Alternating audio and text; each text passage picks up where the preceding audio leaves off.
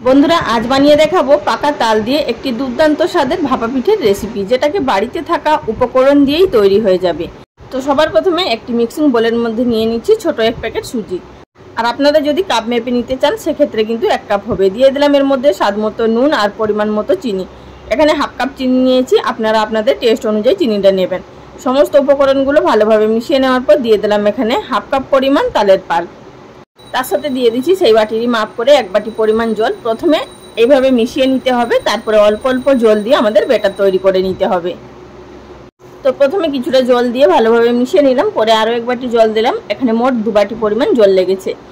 মিশিয়ে নেওয়ার পর এবারে এটিকে ঢাকা দিয়ে রেস্টে রেখে দেবো 10 মিনিট, যাতে করে সুজিটা ফুলে যায়। 10 মিনিট ঢাকা দিয়ে রেখে দেওয়ার পর এবার আপনাদের দেখিয়ে দিচ্ছি যে আগের তুলনায় কিন্তু অনেকটাই ফুলে গেছে, দেখতেই পাচ্ছেন।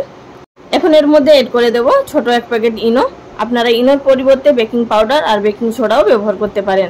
সেক্ষেত্রে কিন্তু 1/4 টিস্পুন ব্যবহার করতে হবে, খুব বেশি নয়। সামান্য পরিমাণ জল দিয়ে ইনোটাকে অ্যাক্টিভ করে নিয়ে ভালোভাবে মিশিয়ে নিয়ে এবার চলে যাব এটিকে স্টিম করার পদ্ধতিতে। আগে থাকতে অপরদিকে একটি কেক টিনের মধ্যে ভালোভাবে তেল ব্রাশ করে নিয়েছি। এবার এই কেক টিনের মধ্যে সমস্ত ব্যাটারটা দিয়ে নেব আর হাত দিয়ে একটুখানি এভাবে ঝাঁকিয়ে দেবো, যাতে করে ভেতরে থাকা বাতাসটা বেরিয়ে যায়।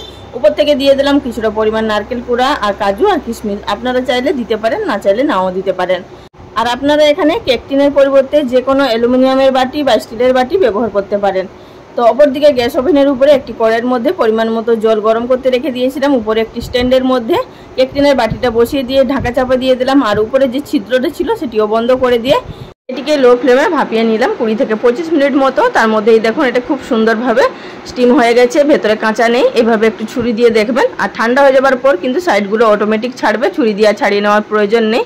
বাটিটা উল্টো করে দিলেই কিন্তু অনায়াসে পিঠাটা বেরিয়ে আসবে। তো দেখতেই পাচ্ছেন কতটা সুন্দর হয়েছে। এবার আপনাদেরকে আমি উল্টো করেও দেখিয়ে দিচ্ছি এবং কেটেও দেখিয়ে দিচ্ছি যে কতটা পারফেক্টভাবে তৈরি হয়েছে।